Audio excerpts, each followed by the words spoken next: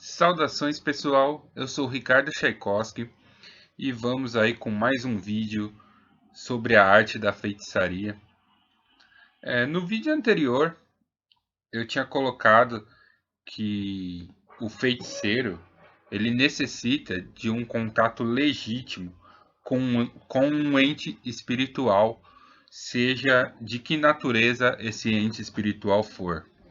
Só que é mais comum, né, que num primeiro momento esse ente espiritual seja um ancestral espiritual ou um antepassado.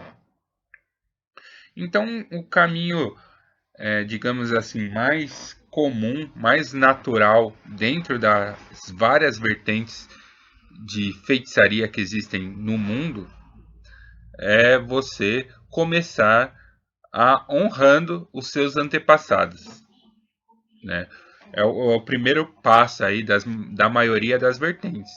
Existem exceções, existem, né? Porém, o mais comum, o mais natural é que um feiticeiro comece a praticar feitiçaria através de um contato com um ente espiritual, encarnado ou desencarnado, né? Algumas tradições é passada familiar, de pai para filho, ou de mãe para filha, e assim vai, né? Então, isso aí é um antepassado vivo que te passa os fundamentos aí da feitiçaria.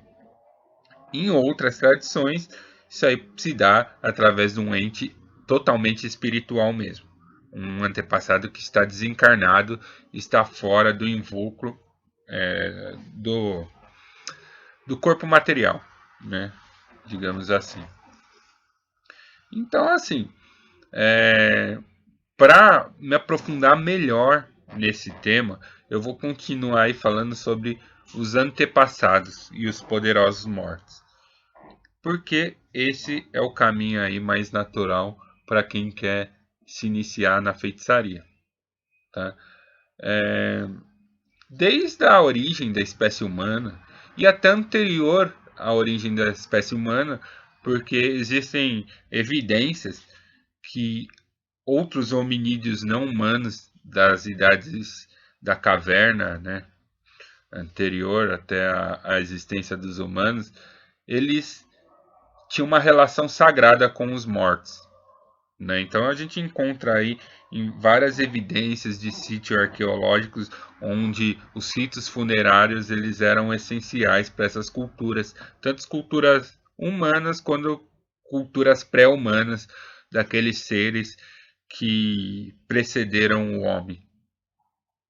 Né? Então, até mesmo eles tinham uma relação sagrada com o culto aos mortos. Então, a gente acredita que o culto aos mortos, na verdade, é anterior à própria humanidade. Né? Porque os Neandertais, por exemplo, já cultuavam seus mortos, segundo as evidências arqueológicas. Né? Então, a gente vê, e outros, a gente só pensa em Neandertais, mas existiam outros hominídeos que também faziam rituais sagrados para seus mortos. A gente tem esses tipos de evidência. Então, o culto aos mortos provavelmente é a prática mágica, uma das práticas magísticas mais antigas que existe, e ela é até anterior à humanidade. Né? Então, geralmente, como que se cultuavam os mortos nessas culturas no início da humanidade e pré-humanas? Isso se mantém até hoje, que é através de alimentar, né? Alimentar a crença na alma e na capacidade dos mortos influenciarem a vida e os acontecimentos da vida.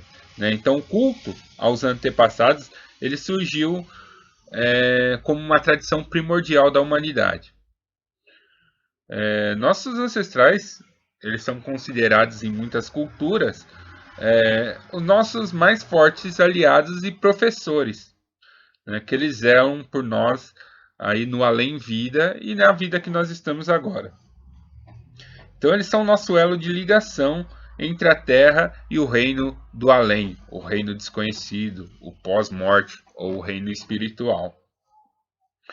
Então eles também eram os decodificadores dos ritmos da natureza e do mundo dos espíritos, né? Então eles que passavam esse tipo de conhecimento aos vivos.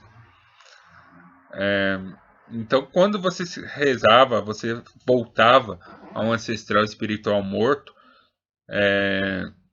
então eles recebiam essa oração, né?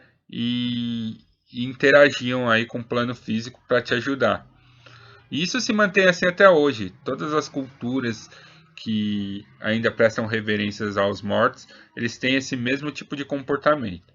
Sem falar que depois que você morrer, provavelmente as primeiras entidades espirituais que vão lhe acolher no outro mundo são esses antepassados com os quais você trabalhou em vida.